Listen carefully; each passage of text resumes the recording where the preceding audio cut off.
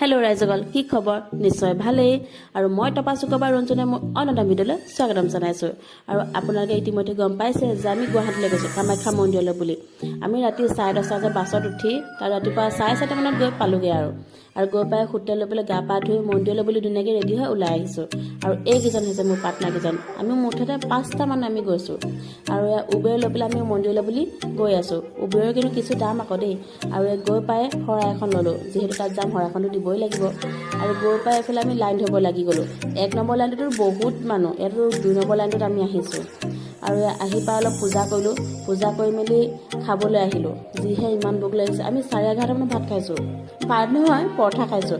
তাত খাই বৈ অলপ ফেঞ্চি বজাৰলৈ বুলি ওলাই গ'লোঁ। ইয়াত কৈছোঁ নহয়, বজাৰ কাপোৰ ইমান কম দাম। আপোনালোকে যদি 5,000 লৈ যায় আপোনালোকে বস্তা ভৰি কাপোৰ আনিব পাৰিব। আৰু মোলৈ এইটো জেকেট ল'লোঁ। লগ পাইছোঁ অন্য এটা ভিডিঅ'ত। Bye bye.